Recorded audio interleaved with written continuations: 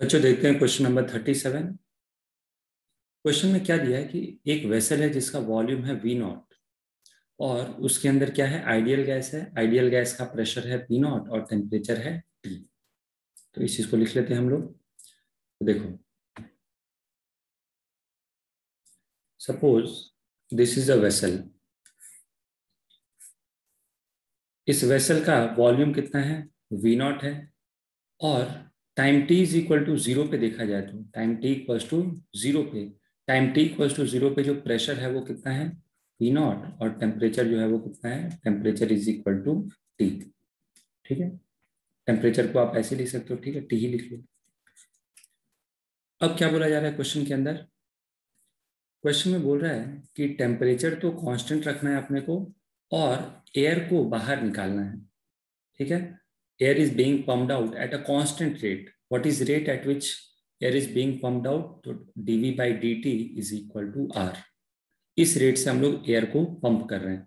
ठीक है, और the pressure of gas being taken out is equal to pressure inside the vessel. तो देखो इसका मतलब क्या है कि at some general time T, मान लो at time T is equal to T, तो गैस क्योंकि बाहर लीक हो रहा है और गैस बाहर लीक हो रहा है तो इसमें जो वेसल है इसका प्रेशर भी चेंज होगा। यस और नो? तो देखो इसका वॉल्यूम तो वी नॉट ही रहेगा लेकिन प्रेशर रिड्यूस होगा लगातार। Pressure will be equal to P nought, sorry time T equal to zero पे प्रेशर कितना था, पी नॉट था। और जनरल टाइम टी पे मान लो pressure is equal to P. ठीक है, मेरी बात समझ में आ रही है? प्रेशर को मैंने क्या लिख दिया, पी, और टेम्परेचर तो टी के इक्वल रहेगा। मैं इसको इरेज करके ऐसे लिख दूं, नहीं तो कंफ्यूजन होगा। Pressure is P, temperature is T. तो आप पढ़ोगे तो समझ में नहीं आएगा कि ये क्या है। सो टेम्परेचर इज टी और फाइनल भी temperature is equal to T ही। Temperature is equal to T. Okay, अब आपने क्या किया, रेट दिया है, rate R is equal to DV by D T where R is a constant. इस रेट से आप क्या कर रहे हो, एयर को बाहर की तरफ पंप कर रहे हो। तो मान लो in a time interval of D T, इसको मैं ऐसे लिख सकता हूं, इन टाइम डी टी। देखो बहुत तरीके से आप अप्रोच कर सकते हो, जो सिंपलेस्ट मेथड होगा मैं उसे ट्राई करूंगा आपको समझाने के लिए। In a time interval of D T आपने कितना एयर पंप किया बाहर की तरफ, volume, volume which is pumped out, volume जो आपने बाहर पंप किया वो कितना है, डीवी, जिसको आप आर डी टी भी लिख सकते हो। माने इतना एयर आपने पंप कर दिया।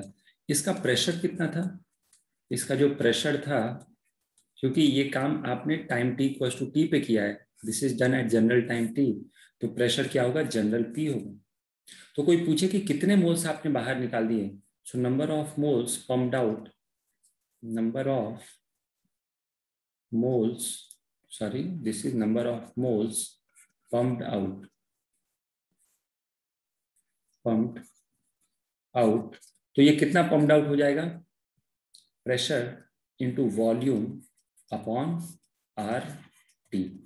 ओके बच्चों, अब जब आप number of moles pump out करोगे तो मान लो कि जनरल टाइम पे at T equals to T, general instant पे नंबर ऑफ मोल्स एन था, तो नंबर ऑफ मोल्स क्या होगा, रिड्यूस हो जाएगा। तो अगर जो मैं लिखूंगी कितना नंबर ऑफ मोल्स रिड्यूस हुआ है, तो नंबर ऑफ मोल्स जो चेंज आएगा, देखो मैं मॉड लगा रहा हूँ, क्यों, क्योंकि एन डिक्रीज हो रहा है।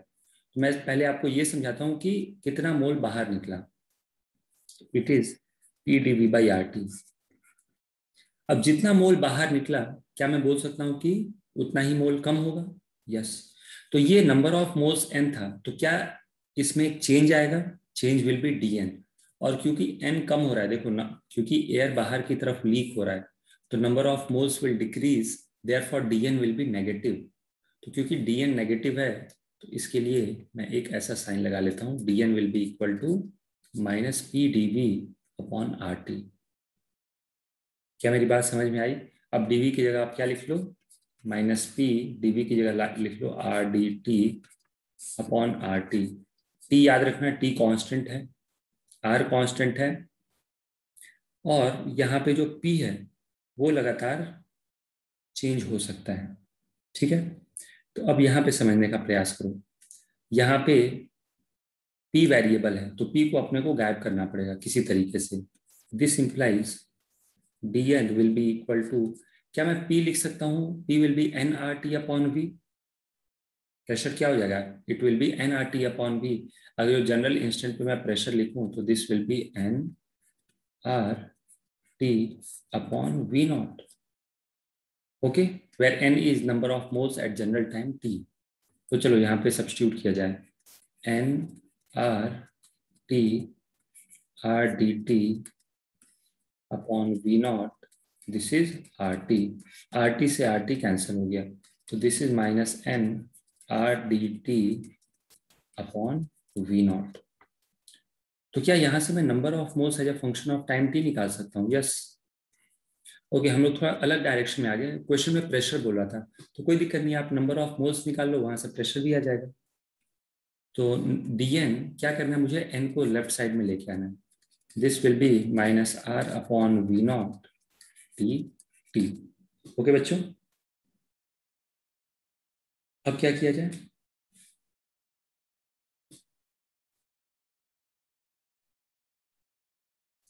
एक मिनट, ठीक है, सब कुछ सही है, ठीक है। इंटीग्रेट कर दो, dn by N will be ln n, r और v नॉट कॉन्स्टेंट है तो this will be t।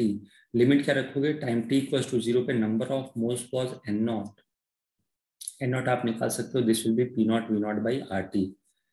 Eight time t equal to t आपको नंबर ऑफ मोल्स n निकालना है। तो बहुत ही सिंपल इंटीग्रेशन है, this will be ln n।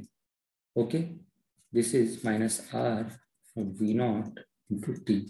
Limit रख देते हैं 0 से t, n नॉट से n। तो लिमिट रखने आना चाहिए, this will be ln n minus lawn n not. और अगर जो मैं लॉन की प्रॉपर्टी लगा दूं तो this will be ln n upon n nought, this will be minus R T upon V not. Okay, तो यहां से n क्या आ जाएगा? n will be equal to n nought E raise to power minus R T by V nought. तो ये आ गया number of moles as a function of time t। तो कोई पूछे कि प्रेशर क्या होगा, तो एक और इक्वेशन आप याद रखना कि एन नॉट निकालना है। तो N nought is basically, N nought was initial number of moles, so this will be V nought upon R T.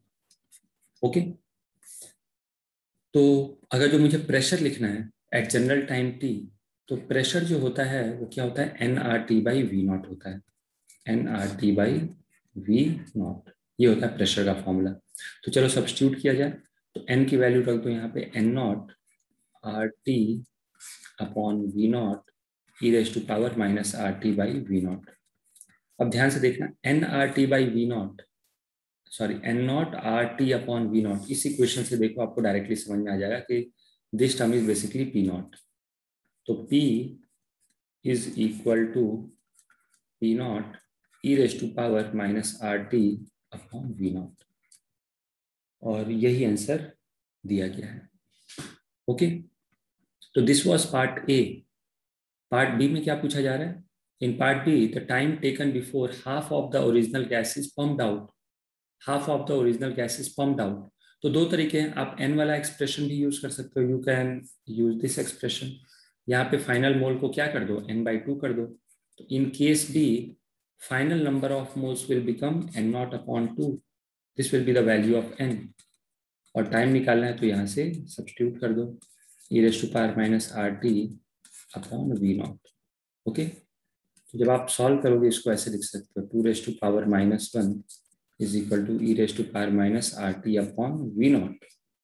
ये माइनस माइनस कैंसिल हो गया, लॉन ले लो दोनों तरफ, तो R T upon V nought is equal to ln 2। This implies time T will be equal to V nought upon R ln 2। तो ये आंसर आ जाएगा फॉर सेकेंड पॉइंट। ओके, चलो नेक्स्ट क्वेश्चन देखते हैं। Problem number 38 straightforward formula based है। देखो, number of moles दिया हुआ, number of moles is n। क्या पूछा जा रहा है? Find temperature of the gas when volume is V nought. तो वॉल्यूम इज वी नॉट, चलो प्रेशर निकालते हैं बच्चों। तो pressure P will be equal to P nought upon, जब यहाँ पे वी नॉट रखोगे, ध्यान से देखो, जब इस v की जगह वी नॉट रख दोगे तो ये क्या हो जाएगा, 1 का स्क्वायर, तो this will be P not upon 2। और सिंपल कैलकुलेशन है।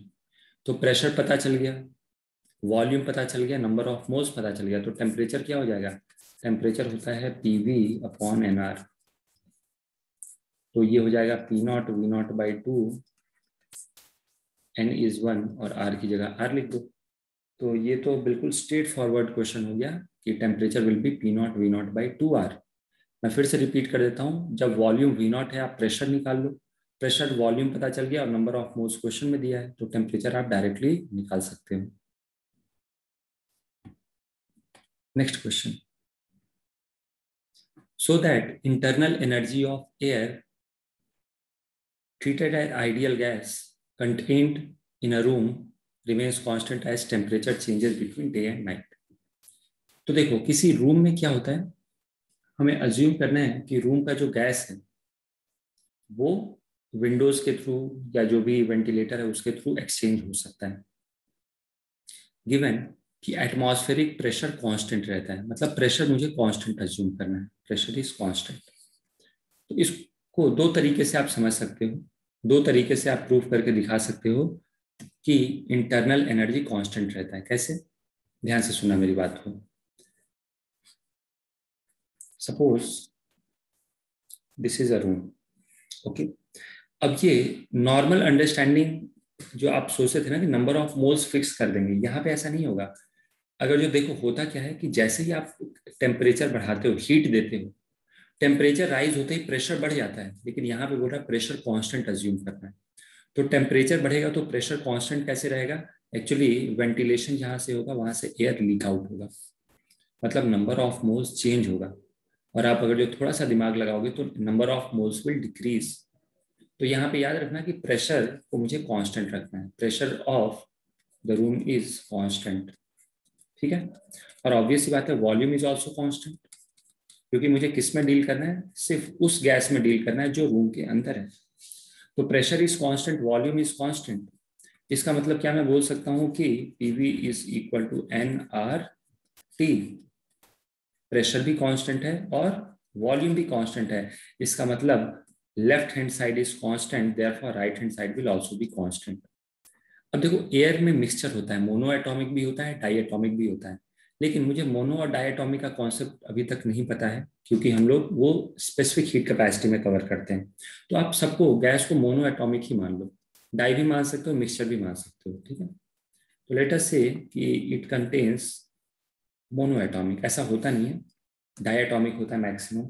तो उसे फर्क नहीं पड़ेगा आंसर पे, क्योंकि डाई एटॉमिक होगा तो बस सीवी चेंज हो जाएगा उसके लिए। तो अगर जो मैं U लिखूं तो U क्या हो जाएगा, U will be equal to 3/2 NR delta T. अब टेम्परेचर में बढ़ा रहा हूं तो किसी को लग सकता है कि सर टेम्परेचर बढ़ाओगे तो U तो बढ़ जाएगा, लेकिन एक चीज ऑब्जर्व करना है कि जब मैं टेम्परेचर बढ़ा रहा हूं तो कुछ गैसेस रूम से बाहर निकल जा रही है। इसका मतलब क्या है कि रूम के अंदर जो नंबर ऑफ मोल्स था वो डिक्रीज हो रहा है। अब एक बढ़ रहा है एक डिक्रीज हो रहा है, अब ये डायरेक्टली बताना मुश्किल है कि क्या दोनों एक दूसरे को कैंसिल कर देंगे, तो वो मुझे यहाँ से पता चलेगा। Pressure into volume is constant, इसका मतलब N R T will be constant. Temperature बढ़ेगा तो नंबर ऑफ मोल्स को उसी रेशियो में डिक्रीज होना पड़ेगा such that their product is constant. मतलब नंबर ऑफ मोल्स क्या हो जाएगा, डिक्रीज हो जाएगा व्हेन टेम्परेचर इज इंक्रीज्ड, ठीक है। तो एक तो ये तरीका हो गया जिसको आप डायरेक्टली ऐसे भी लिख दो 3/2 पीवी। अब रूम क्या, ना ही वॉल्यूम चेंज हो रहा है ना ही उसमें प्रेशर चेंज हो रहा है, तो इंटरनल एनर्जी यहां से डायरेक्टली कांस्टेंट आ गया, ठीक है। तो दोनों टर्म से मैंने समझा दिया, ऐसे लिखो तो भी समझ में आ गया और ऐसे लिखो तो भी समझ में आ गया, ओके। तो by this method we can prove कि yes there will be no change in internal energy of the gas. Next question number 40, figure shows a cylindrical tube of radius, ओके। सिलेंड्रिकल ट्यूब का क्या दिया गया है, यहाँ पे रेडियस दे रखा है। अब क्या पूछा जा रहा है, यहाँ पे लेंथ भी दिया है। It is closed by a tight fitting cork, मतलब यहाँ पे ये क्या है, this is a tight fitting cork. इसका एक और भी डायग्राम दिखाया गया है यहाँ पे, ठीक है, क्रॉस सेक्शन व्यू का, दिस इज द पिस्टन, या फिर इसको कॉर्क बोल सकते हो।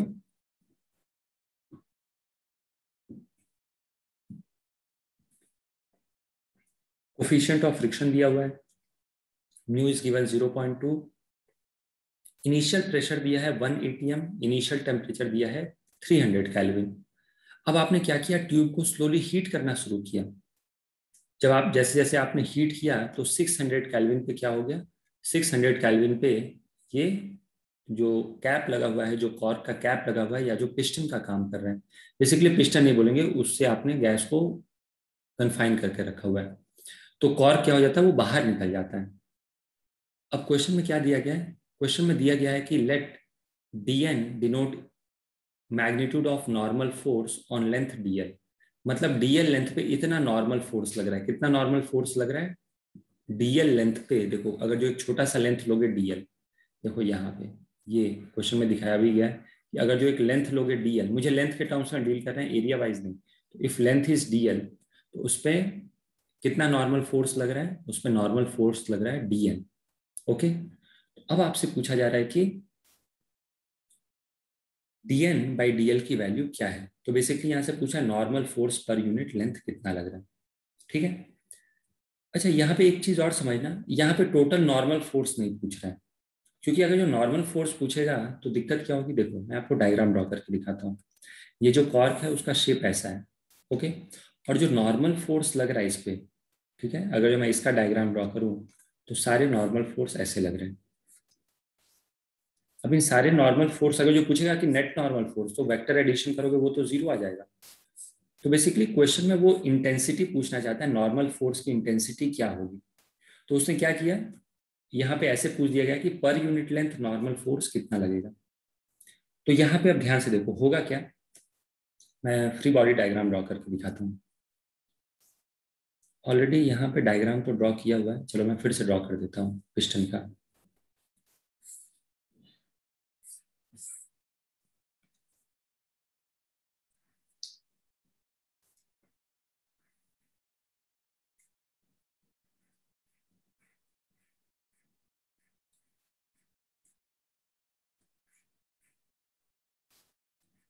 ओके, अब होगा क्या, बहुत ही सिंपल है।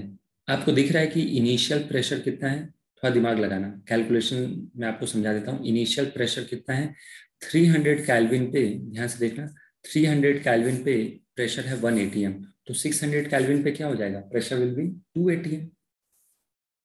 ध्यान से देखो, sufficient of tube contains ideal gas, okay. Atmospheric pressure यहाँ पे नहीं दिया हुआ है, तो यहाँ पे थोड़ा सा दिमाग लगाना, अपने को एटमॉस्फेरिक प्रेशर अज्यूम करना पड़ेगा कि वो कितना है, एटमॉस्फेरिक प्रेशर 1 atm ले लेंगे हम लोग। ठीक है, तो ध्यान से देखो अब होगा क्या यहाँ पे, पहले मैं ये क्वेश्चन यूज कर लेता हूँ, PV is equal to NRT. देख लो ये तो कंफ्यूजन होगा, PV is equal to N R T, number of moles constant है, आर कांस्टेंट है, और यहां से लेके यहां तक वॉल्यूम कांस्टेंट है, क्योंकि ये एक ही बार में बाहर निकल जाएगा। ठीक है, अभी फिक्स्ड है अपनी जगह पे, ये क्या है, दिस इज फिक्स्ड अपनी जगह पे, तो वॉल्यूम भी कांस्टेंट है। अब आपने टेम्परेचर को क्या कर दिया, टेम्परेचर जो पहले 300 था, टेम्परेचर को आप लेगा 300 से कहाँ पे 600 केल्विन, तो प्रेशर क्या होगा, pressure will B from 1 atm, एक एटीएम से कहाँ चला जाएगा बच्चों, प्रेशर 2 atm तक चला जाएगा। क्या मेरी बात समझ में आ रही है? yes. अब देखो शुरू में क्या था, शुरू में गैस भी 1 atm का प्रेशर लगा रहा था, ये भी 1 atm का प्रेशर लगा रहा था एटमॉस्फेयर, और दोनों ने एक दूसरे को बैलेंस कर लिया। लेकिन बाद में क्या हुआ, बाद में गैस का प्रेशर ज्यादा हो गया, इसने ज्यादा फोर्स लगाया F1, इसने कम फोर्स लगाया F2, लेकिन अभी भी ये जस्ट इक्विलिब्रियम मेंटेन्ड है। क्यों, क्योंकि क्या होगा, कोफिशिएंट ऑफ फ्रिक्शन दिया है, और फ्रिक्शन क्या करेगा, फ्रिक्शन यहां से जहां पे कांटेक्ट है ये कैसे फोर्स लगाएगा, दिस इज फ्रिक्शन फोर्स, ये लग रहा है फ्रिक्शन फोर्स, याद रखना हर जगह से। तो अगर जो मैं डीएल लेंथ सेलेक्ट करूं, for length DL, for DL length, for DL length, अगर जो मैं डीएल लेंथ सेलेक्ट करूं तो वहां से एक छोटा सा फ्रिक्शन फोर्स लगेगा, कितना फ्रिक्शन फोर्स लगेगा, डीएफ। कितना फ्रिक्शन फोर्स लगेगा, df, and df will be equal to कितना, dn इंटू म्यू, या फिर आप लिख सकते हो म्यू इंटू dn। फ्रिक्शन क्या होता है, what is friction, friction is basically mu into N. लेकिन मैं डीएल लेंथ पे निकाल रहा हूँ कि फ्रिक्शन फोर्स कितना लगेगा, तो डीएल लेंथ पे फ्रिक्शन कितना लगेगा, डीएल लेंथ पे फ्रिक्शन लगेगा म्यू इंटू डीएल। क्या मेरी बात समझ में आ रही है बच्चों? तो अगर जो मुझे पूरा का पूरा फ्रिक्शन निकालना है कि टोटल फ्रिक्शन कितना लगेगा, तो वो क्या हो जाएगा, net friction force will be mu into,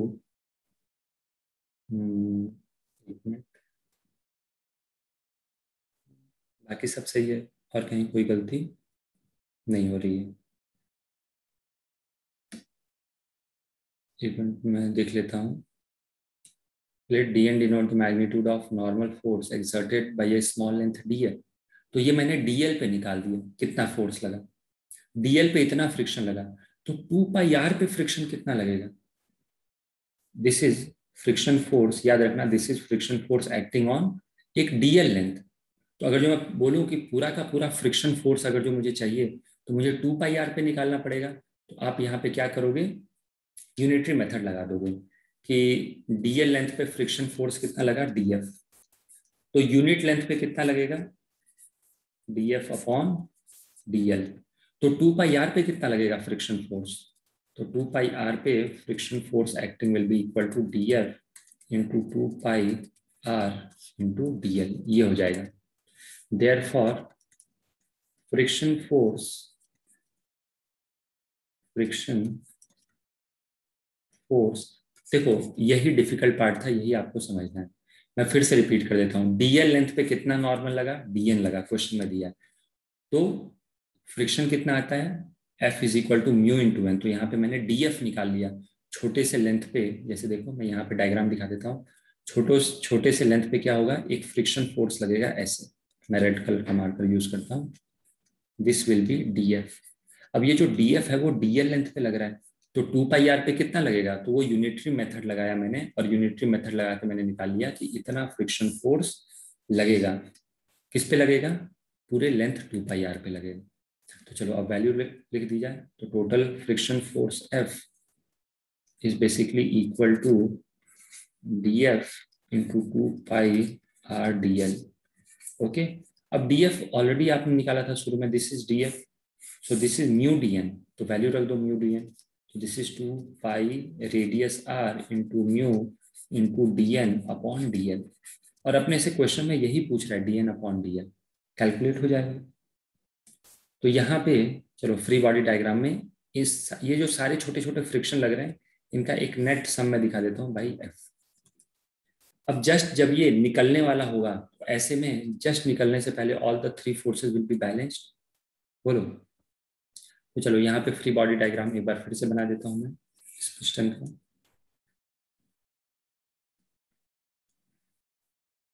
देखो यहाँ से फोर्स कितना लगेगा, this will B pressure, pressure कितना है यहाँ पे 2 atm, तो 2 atm का मतलब होता है 2 इंटू 10⁵ इंटू एरिया, ये फोर्स लगेगा।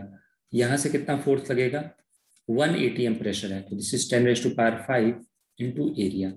अच्छा यहाँ से एक और फोर्स लग गया, कौन सा, फ्रिक्शन।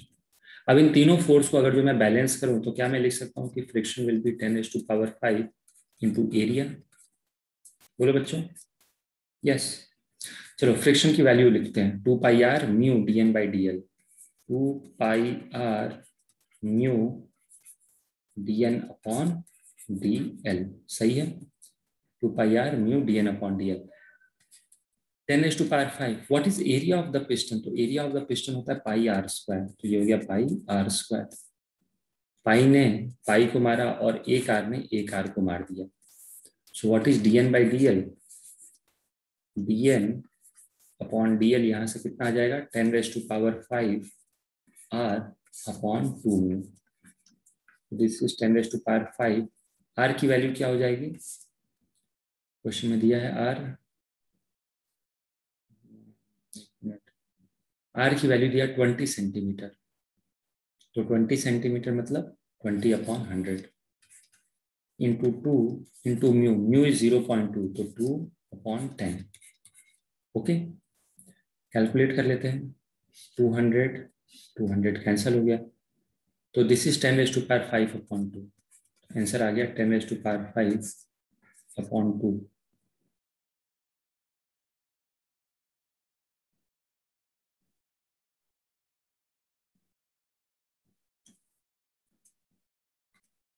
ओके, यहाँ पे एक गलती हो गई है, रेडियस 5 सेंटीमीटर है, ठीक है, 20 सेंटीमीटर नहीं, तो इसलिए यहाँ पे गड़बड़ हो रहा है।